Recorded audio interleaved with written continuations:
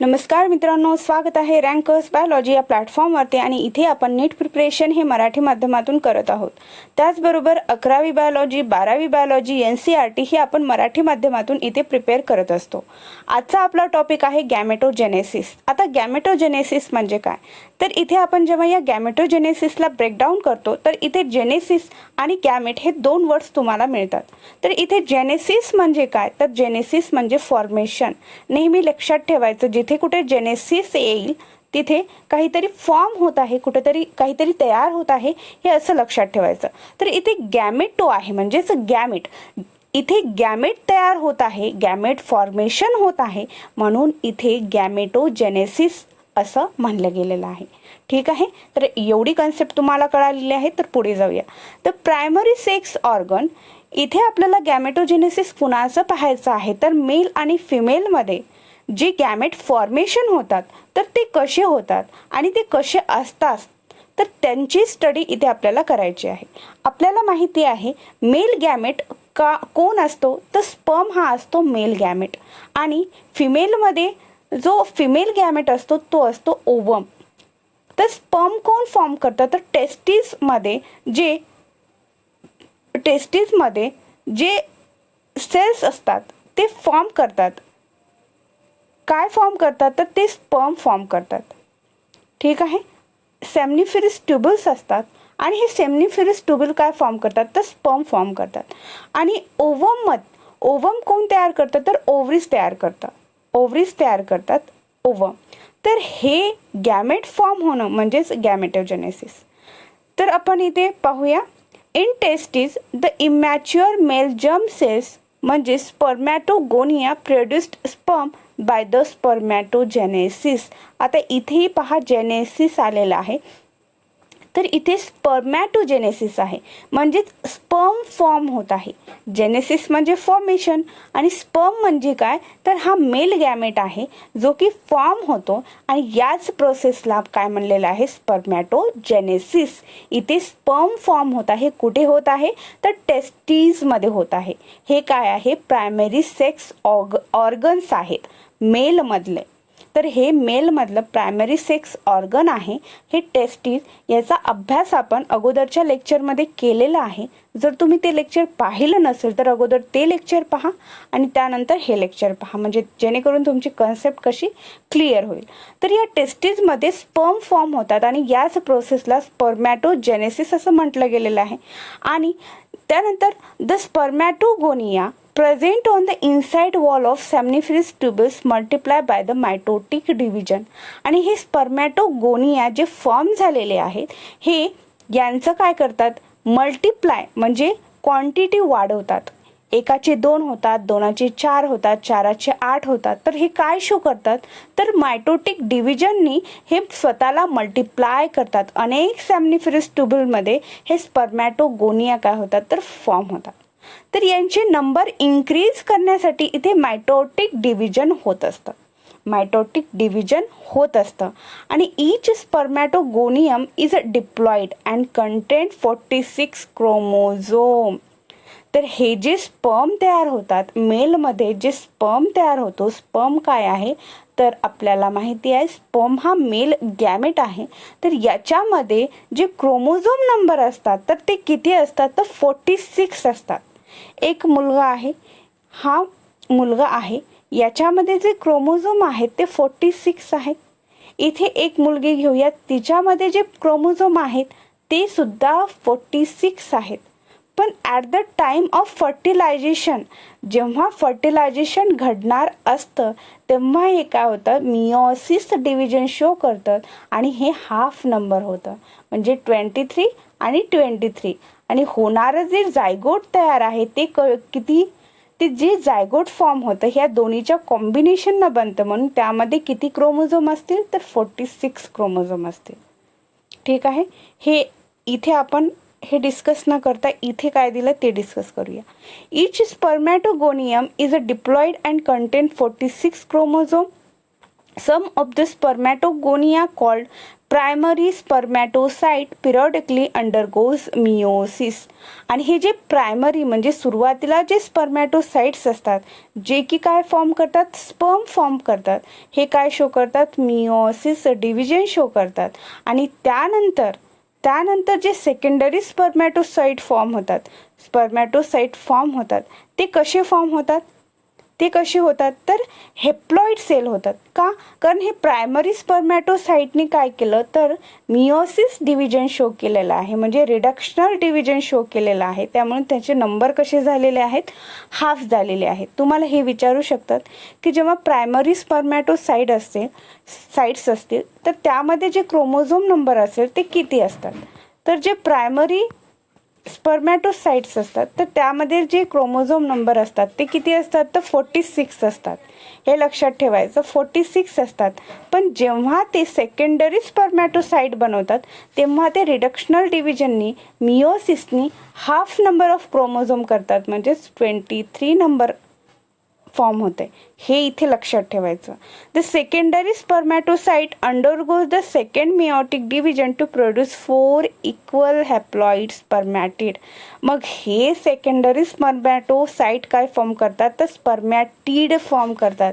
आणि याच स्पर्मॅटिड मधून स्पर्मॅटोझोआ म्हणजे स्पर्म फॉर्म होतात. तर मला सांगा, जे स्पर्म फॉर्म होतात ते प्रायमरी स्पर्मॅटोसाइटमधून फॉर्म होतात की सेकंडरी स्पर्मॅटोसाइट्समध्ये, तर सेकंडरी स्पर्मॅटोसाइटमधून हे स्पर्म फॉर्म होतात. आणि हे स्पर्म फॉर्म होताना स्पर्मॅटिड थ्रू हे स्पर्म फॉर्म होतात. या स्पर्मला दुसरं नाव आहे स्पर्मॅटोझोआ, कन्फ्यूज व्हायचं नाही. तर स्पर्मला स्पर्मॅटोझोआ म्हणतात. आणि इथे स्पर्म फॉर्मेशन प्रोसेसला काय म्हणलं गेलेलं आहे, तर स्पर्मिओजेनेसिस. जेनेसिस म्हणजे काय, फॉर्मेशन, प्रोडक्शन. तर काहीतरी तयार होत आहे. तर इथे काय तयार होत आहे, स्पर्म तयार होत आहे, हे स्पर्म फॉर्म होत आहेत, म्हणून याला स्पर्मिओजेनेसिस असं म्हणायचं. तर स्पर्मिओजेनेसिस हे प्रायमरी स्पर्मॅटोसाइट्समधून तयार होते का सेकंडरी, तर हे सेकंडरी स्पर्मॅटोसाइट्स काय बनवतात, स्पर्मॅटिड. तुम्हाला हे विचारू शकतात की स्पर्मॅटिड कोण तयार करतं, सेकंडरी स्पर्मॅटोसाइट का प्रायमरी स्पर्मॅटोसाइट. तर तुम्हाला लक्षात ठेवायचं आहे, तर स्पर्मॅटिड कोण फॉर्म करतं, सेकंडरी स्पर्मॅटोसाइट फॉर्म करतं. आणि याच स्पर्मॅटिडमधून स्पर्मॅटोझोआ म्हणजे स्पर्म हे फॉर्म होतात. आणि स्पर्म फॉर्मेशनच्या प्रोसेसला काय म्हणायचं, स्पर्मिओजेनेसिस. आफ्टर स्पर्मिओजेनेसिस, आता स्पर्म तयार झाला, प्रोसेसनी स्पर्म तयार झालेत. मग हे sperm head become embedded in the Sertoli cell. आता या स्पर्मला हेड आहे, टेल आहे. हे मी तुम्हाला इथे एक फिगर शो करते, तिथे तुम्हाला दिसले.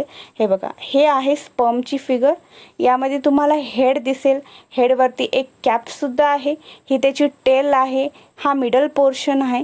तर हे जे हेड आहे तर हे सर्टोली सेलमध्ये डीप असतं. सर्टोली सेलमध्ये काय असतं, एम्बेडेड असतं त्याचं head. And are finally release from the seminiferous tubule by the process of spermiation. आता हे स्पर्म तयार झाले, कंप्लीट मॅच्युअर झाले. आणि आता हे तयार झाले प्युबरिटी स्टेजमध्ये. तर हे जेव्हा या सेम्निफिरस ट्यूबलमध्ये हे सगळे स्पर्म तयार होत होते, सगळे स्पर्म तयार कुठे होत होते, तर सेम्निफिरस ट्यूबलमध्ये तयार होते. साइट ऑफ स्पर्म फॉर्मेशन कोण आहे, तर सेम्निफिरस ट्यूब्यूल आहेत. आणि जेव्हा या सेम्निफिरस ट्यूब्यूलमध्ये हे जे बाहेर पडतात स्पर्म तयार झालेले, त्याला स्पर्मिएशन म्हणायचं. त्याला काय म्हणायचं, स्पर्मिएशन. तर spermatogenesis starts at the age of puberty due to significant increase in the secretion of gonadotropin releasing hormone. तर आता हे स्पर्मॅटोजेनेसिस प्युबरिटी स्टेजमध्येच का तयार होतात, म्हणजेच 10वी नंतर, 16व्या वर्षानंतर, 17व्या वर्षानंतर ही प्युबरिटी स्टेज आहे. आणि याच स्टेजमध्ये हे स्पर्म फॉर्म होत असतात. तर का होत असतात, कारण बॉडीमध्ये हार्मोनल चेंजेस होत असतात.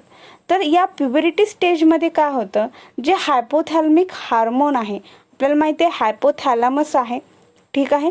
तर ते हायपोथॅलॅमस काय करतं, गोनॅडोट्रोपिन रिलीजिंग हार्मोन रिलीज करतं आणि या हार्मोनमुळं काय होतं तर हे स्पर्मॅटोजेनेसिस स्पर्म फॉर्म होत असतात.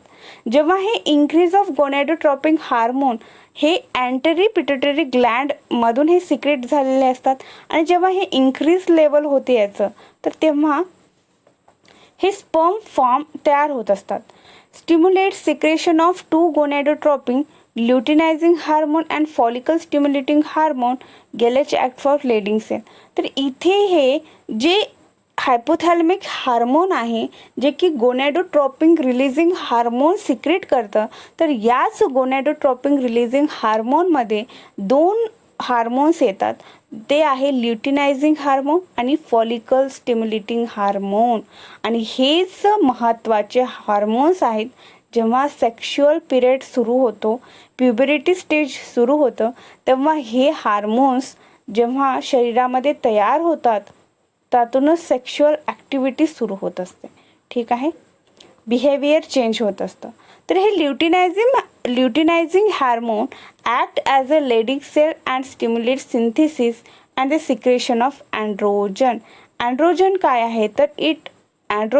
आहे तर हे स्पर्मॅटोजेनेसिस होण्यासाठी लागणारे एक हार्मोन आहे. हे हार्मोन्स काय करते, हे स्पर्म तयार करण्यासाठी हे अँड्रोजनचं सिक्रेशन होणं अतिशय महत्त्वाचं आहे. तर हेच अँड्रोजन कोण सिक्रेट करतं तर ल्युटिनायझिंग हार्मोन मधील लेडिंग सेल हे काय करतात, अँड्रोजन सिक्रेट करतात आणि या अँड्रोजननीच काय होतं तर स्पर्मॅटोजेनेसिस होतं. तर फिमेलमध्ये कोणतं हार्मोन होतं ज्याच्यामुळे की हे जे ओवम आहेत ते तयार होतं तर इस्ट्रोजन लक्षात ठेवायचं. मेलमध्ये अँड्रोजन आणि फिमेलमध्ये इस्ट्रोजन. आता हे follicle stimulating hormone act on the Sertoli cells and stimulates secretion of some factors which help in the process of spermatogenesis. आता प्युबरिटी स्टेज आली, त्यामध्ये हे गोनॅडोट्रोपिन हार्मोन्स रिलीज झाले. त्यामध्ये ल्युटिनायझिंग हार्मोननी कुणाला सिक्रेट केलं, अँड्रोजनला. आणि त्यानंतर जे फॉलिकल स्टिम्युलेटिंग हार्मोन आहे ते काय करत आहे, सिक्रेट करत आहे अनेक फॅक्टर जे की स्पर्मिओजेनेसिस म्हणजे स्पर्म फॉर्मेशनला मदत करतील. आता इथे काय दिलेलं आहे की स्पर्मची तुम्हाला डायग्राम दिलेली आहे. तर ही डायग्राम आपण इथे स्टडी करूया. मी तुम्हाला अगोदर हे सांगते, त्यानंतर इथे एक्सप्लेनसुद्धा केलेलं आहे की हे स्पर्म कशा पद्धतीचं आहे. तुमच्यासमोर इथे फिगर आहे तर तुम्ही ती पाहू शकता क्लिअरली. इथे हेड दिलेला आहे. या हेडमध्ये काय आहे तर एक ॲक्रोझोमची कॅप आहे जी आणि त्यावरती एक प्लाझ्मा मेम्ब्रेन आहे. ॲक्रोझोमची कॅप आहे आणि प्लाझ्मा मेम्ब्रेन ते कवर्ड आहे. त्यानंतर यामध्ये न्यूक्लियस आहे, क्रोमोझोमल मटेरियल आहे. त्यानंतर ही त्याची मान आहे, नेक आहे. हा मिडल पोर्शन आहे. त्यामध्ये मायटोकॉन्ड्रिया आहेत. का, कारण एनर्जी खूप लागते ना. या स्पर्मला ओवमपर्यंत जाण्यासाठी त्याच्यामध्ये काही ना काही एनर्जी हवी. मोटाईल असतो तो, मोमेंट करत असतो आणि ही मोमेंट कुठे येते याला सुद्धा एनर्जी हवी असते. मग ही एनर्जी मिळते कुठून याला तर मायटोकॉन्ड्रिया असतात यामध्ये आणि ते काय करतात तर एनर्जी तयार करत असतात आणि हीच एनर्जी वापरून हे मोटाईल होतात. आणि ही आहे टेल. जेव्हा हे मोमेंट करतात, मोटाईल असतात, तेव्हा यांना धावत जायचं असतं, ही टेल मदत करते. तर हे आहे याचं स्ट्रक्चर. तर इथे आपण एक्सप्लेनेशन काय दिलेलं आहे ते सुद्धा पाहूया. Let us examine the structure of sperm. It is a microscopic structure composed of head, neck, middle piece आणि टेल. तर इथे यांनी काय सांगितलेलं आहे की या स्पर्ममध्ये हेड आहे, त्यानंतर नेक आहे, त्यानंतर मिडल पीस आहे आणि टेल आहे. तर हे 4 पार्टनी बनलेलं आहे स्पर्म. हे आहे हेड, हे आहे नेक, हा आहे मिडल पोर्शन आणि ही आहे टेल. तुमच्या सगळ्यांना दिसत असेल. A plasma membrane involve the whole body of sperm. आणि ही सगळ्यात बाहेरची जी कव्हरिंग आहे ही काय आहे प्लाझ्मा मेम्ब्रेन आहे. प्लाझ्मा मेम्ब्रेननी हे स्पर्म कवर्ड आहे, म्हणजे याने हे ओढलेलं आहे प्लाझ्मा मेम्ब्रेन सगळ्या अंगावरती त्याच्या. ठीक आहे, होल बॉडीवरती. द स्पर्म तुम्हाला विचारू शकतात की स्पर्मवरती होल बॉडीवरती कोणती मेम्ब्रेन आहे. तर तुम्हाला कन्फ्यूज व्हायला नको की कोणती तरी वेगळी मेम्ब्रेन असेल, तर नाही, इथे प्लाझ्मा मेम्ब्रेन आहे जी की पूर्ण होल बॉडीला कव्हर केलेलं आहे. The sperm head contain an elongated haploid nucleus. आणि या स्पर्ममध्ये हेप्लॉइड न्यूक्लियस आहे. तर हेप्लॉइड असेल का डिप्लॉइड न्यूक्लियस असेल ते तुम्ही मला इथे सांगा बरं. तर इथे हेप्लॉइडच न्यूक्लियस असेल ना, का? कारण हे काय असते, हेप्लॉइड जेव्हा स्पर्म हा हेप्लॉइड असतो, तो जेव्हा ओवमकडे जातो, ओवम सुद्धा हेप्लॉइड असतं. आणि जेव्हा हे यांचं फर्टिलायझेशन होतं, त्यातून जो जायगोट फॉर्म होतो तो कसा असतो, डिप्लॉइड असतो. म्हणून यांना काय असतं, हेप्लॉइड असणं गरजेचं असतं. ठीक आहे, तेव्हाच एक फर्टिलायझेशन प्रोसेस जी आहे ती व्यवस्थितपणे पार पडते. मग तुम्हाला असं विचारू शकतात की जो स्पर्म आहे त्यामध्ये जो न्यूक्लियस आहे तो हेप्लॉइड आहे का डिप्लॉइड आहे, तर तो हेप्लॉइड आहे.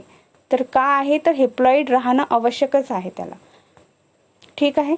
The anterior portion which is covered by a cap like structure called ॲक्रोझोम.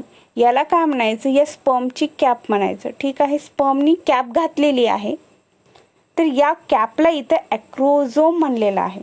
तर हे ॲक्रोझोम काय आहे, यामध्ये एन्झाईम फील आहेत जे की फर्टिलायझेशन ओव्हमपर्यंत गेल्यानंतर तिथे फर्टिलायझेशनच्या प्रोसेसमध्ये हे ॲक्रोझोम काय करतं, तर मदत करत असतं. आता हे ॲक्रोझोमचं काम तुम्हाला पुढे कळणार आहे.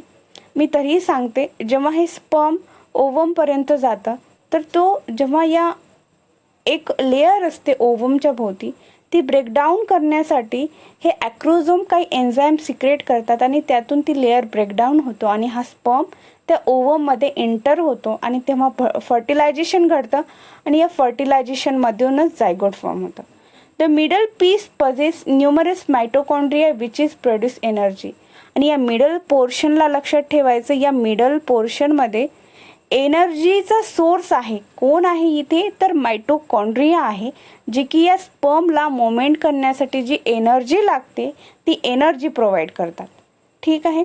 Which is produce energy for the moment of tail that facilitate sperm motility. तर ही स्पर्म मोटाईल होणं, मोटाईल म्हणजे मोमेंट शो करणे, एका ठिकाणाहून दुसऱ्या ठिकाणी जाण्यासाठी. आता याला जायचं कुठे आहे, तर फर्टिलायझेशन करण्यासाठी ओव्हमकडे. तर हे काम घडून येण्यासाठी मायटोकॉन्ड्रिया काय करतं, एनर्जी तयार करतं आणि याच एनर्जीचा उपयोग करून हे स्पर्म मोटाईल होतं. The human male ejaculate about 200 to 300 million sperm during a coitus of which. तर हे जे मेल आहेत ते 200 ते 300 मिलियन स्पर्म इजॅक्युलेट करतात, म्हणजे प्रोड्यूस करतात. जेव्हा इंटिमेट होतात, कोइटस होतं, तेव्हा हे या फर्टिलिटीमध्ये, नॉर्मल फर्टिलिटीमध्ये 200 ते 300 मिलियन लक्षात ठेवा, स्पर्म हे काय होतात, तयार होत असतात. 200 ते 300 मिलियन हे लक्षात ठेवा, अतिशय महत्त्वाचं आहे. आणि हे 60% sperm have a normal shape and size and at least 40% of them must be vigorous motility.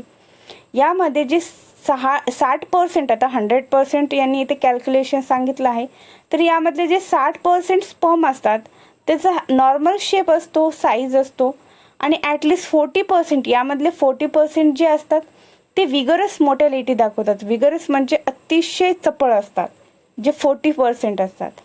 तर sperm release from the seminiferous tubule. आपल्याला माहिती आहे सेमनिफेरस ट्यूबलमध्ये हा स्पर्म तयार होतो, स्पर्मिओजेनेसिस म्हणलेलं आहे आपण तिथे.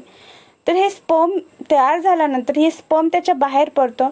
तर आपण त्याला एक टर्म वापरली होती, जेव्हा स्पर्म बाहेर पडतो तर त्याला काय म्हणलं जातं, तर स्पर्मिएशन.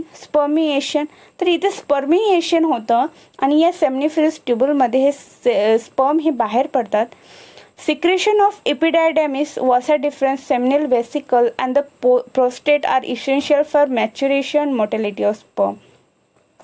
तर हे वास डिफरन्स काय आहे, सेमिनल वेसिकल काय आहे, प्रोस्टेट काय आहे, तर हे आपण या अगोदरच्या लेक्चरमध्ये पाहिलेलं आहे.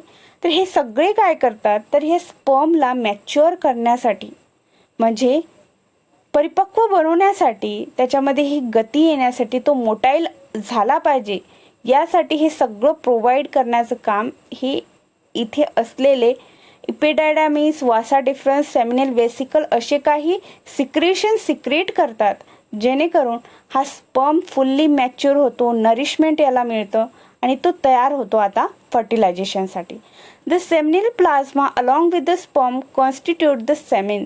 The function of the male sex accessory duct and gland are maintained by the testicular hormones म्हणजेच अँड्रोजन. आपण माहिती आहे अँड्रोजनच काय करतो की स्पर्म तयार होण्यासाठी हे सिग्नलचं काम करतो. जर अँड्रोजन रिलीज झाला नाही तर तिथे स्पर्म फॉर्म होणार नाही. म्हणून अँड्रोजन सिक्रेट होणं हे अतिशय महत्त्वाचं आहे. ठीक आहे.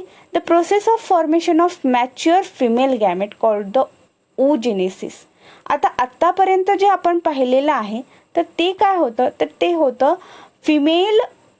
मेल गॅमेट स्पर्मिओजेनेसिस होतं. आणि आता आपण फिमेल गॅमेट कसा फॉर्म होतो ते सुद्धा इथे पाहूया. ठीक आहे. तर चला पाहूया की